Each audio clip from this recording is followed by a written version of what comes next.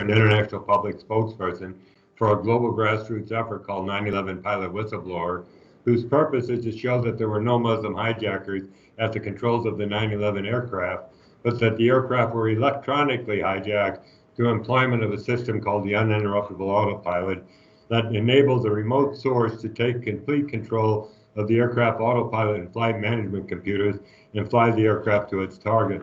Once it's engaged, the pilots cannot disconnect this system. We've got a website for 9/11 Pilot Whistleblowers at 911pilot.org and a YouTube channel at 9/11 Pilots. And if you want additional information on our organization or the systems I was just referring to, please go to those sources.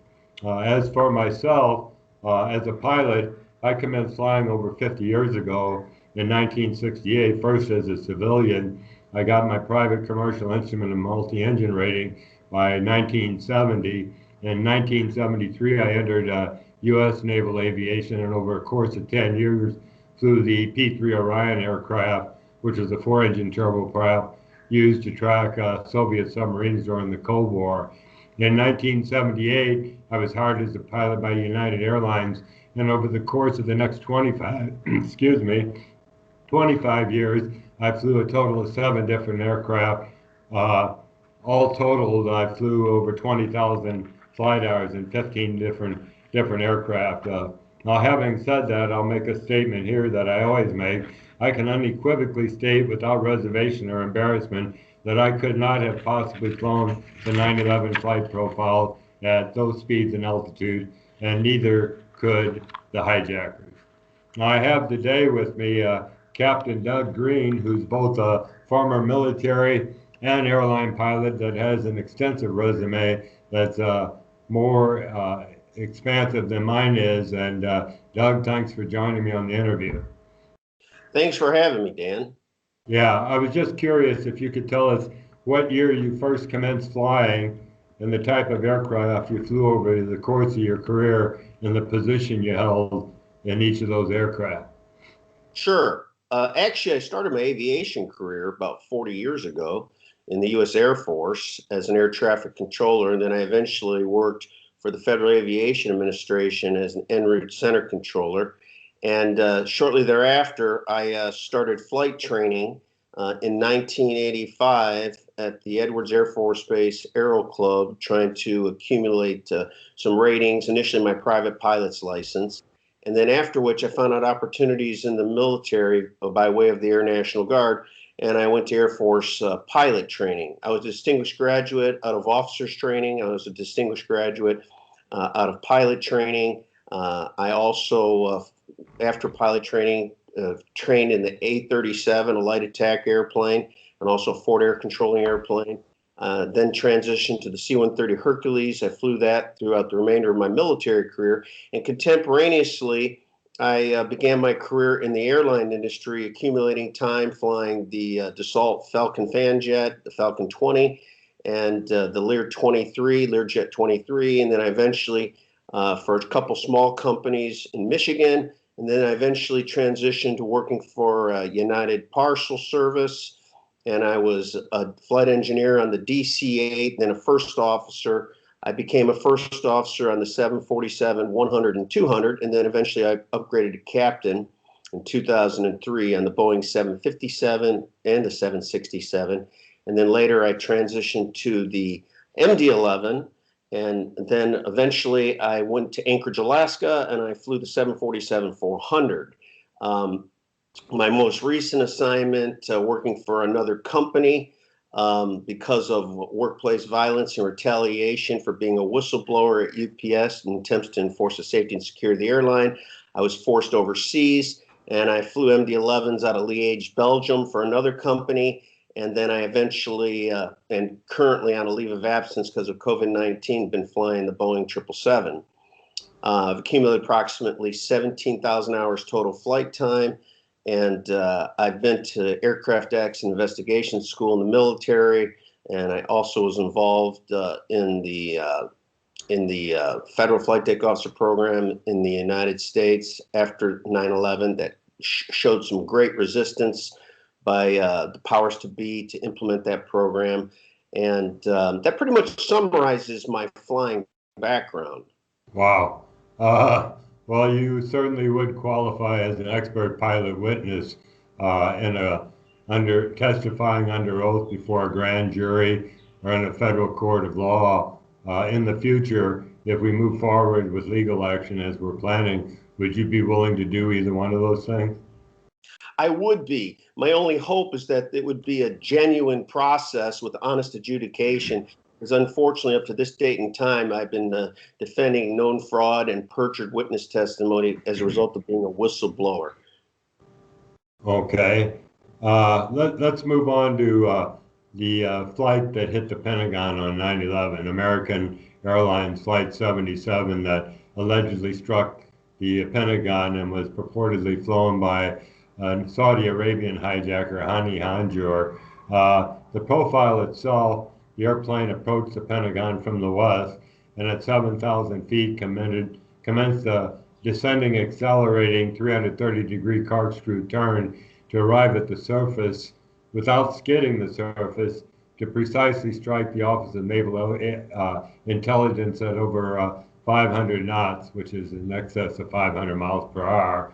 Now, this maneuver was replicated in a simulator by some very experienced pilots, and almost without exception, every time they tried it, they crashed. Now, Hani Hanjour himself came to the United States in the mid-90s and did some flight training before going back to Saudi Arabia. And in January 2001, he returned to the States and tried to enroll in the same flight school, and they refused to accept him because he was such a poor student when he attended school there in the mid-90s. And believe this or not, in August 2001, a month before 9/11, he went to the Freeway Airport in Maryland, attempted to run a 172, and they refused to rent it to him because he could not handle the airplane or take off and land it. And yet we're expected to believe that this pilot managed to accomplish that amazing aerial feat on his first try. So having said that, without really having to get too much into the other two planes that struck the Twin Towers, do you believe that these inexperienced pilots could have flown those flight profiles? And if not, why not? Well, I absolutely believe that it was utterly impossible for such inexperienced pilots to even imagine that they can transition from a simple airplane like a Cessna 172 that I also flew during my earlier years in training to a wide-body jet like a 757 or a 767. I've flown both of those aircraft. The aircraft systems are far too advanced for anybody with that kind of experience to hand fly or even use the autopilot system connected with LNAV and VNAV directly linked to the flight management computer. The flight management computer in the Boeing aircraft are very similar between the 757, 767, the 777, and the 747. It's very similar.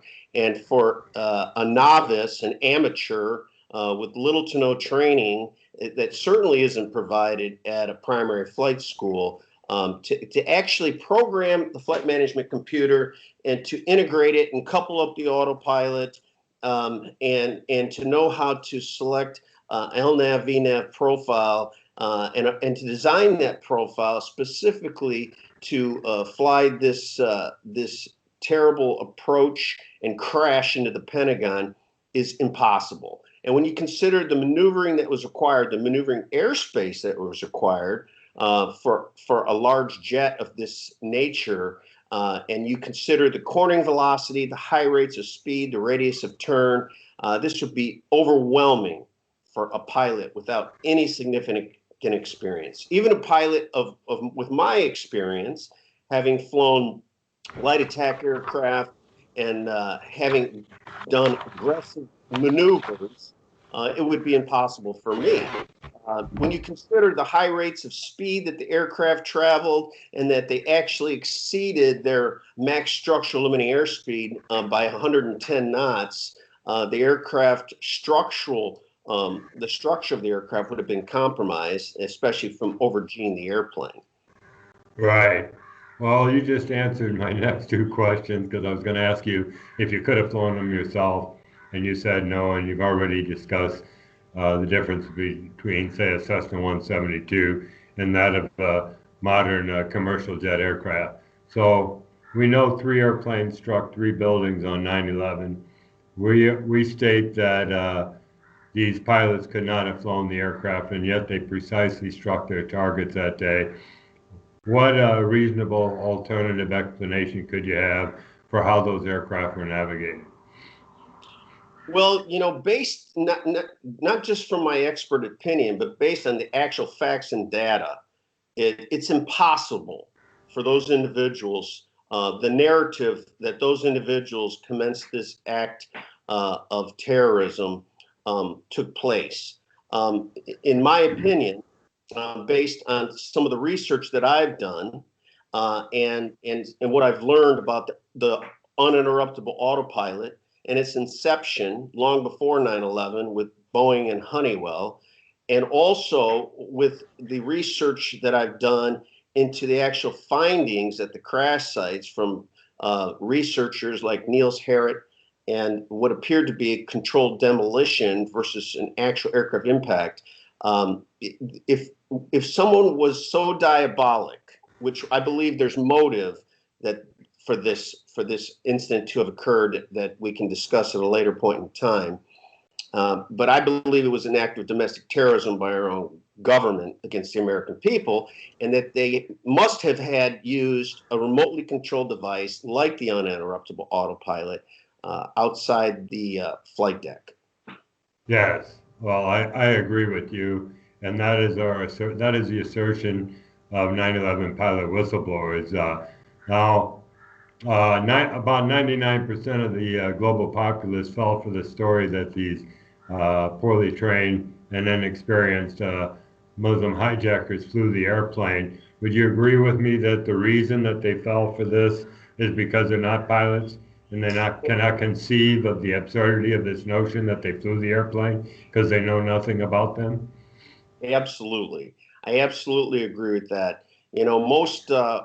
Most people that aren't experienced in aviation, um, uh, and because of the mainstream media, they believe the narrative, the line of sight narrative that's presented to them without questioning.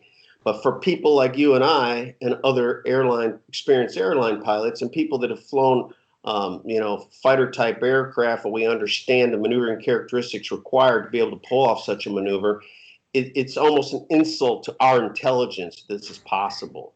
And it's our duty and our responsibility to inform the American people and the world this great American lie. I agree. Um, we have that website at 911pilot.org, and if you go to that, if you're a pilot especially, we welcome the general public to join us as well. But we have a tab at the top of the page that says Join Us, and it's a very simple page to fill out.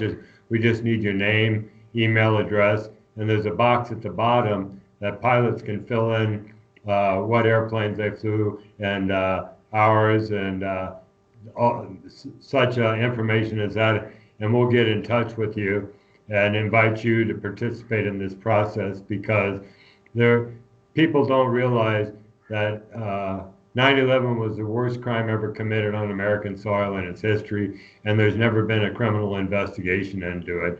People believe that the 9/11 Commission was a criminal investigation. It was not. So with what we're doing with this information is we're going to be present it to lawyers in hopes that they will present it to a U.S. attorney in an effort to force a grand jury investigation into our assertions that these pilots didn't fly those airplanes. So uh, with that, do you have any closing comments you want to make, Doug?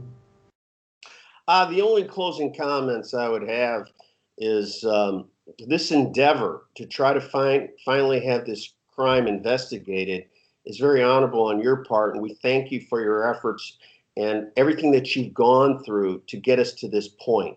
My biggest concern is that if in fact this evidence was looked at and it was considered evidence beyond reasonable doubt that this indeed was a crime, which evidence beyond reasonable doubt is a criminal standard of evidence, that whoever the adjudicators are that they're men of integrity and honor that have not been compromised, and that they will honestly adjudicate this case, because it has been my personal experience that our sacred institutions and all our regulatory agencies have been compromised from the top down.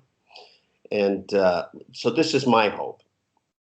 Yes, mine as well, Doug. And I'll close out with that for now.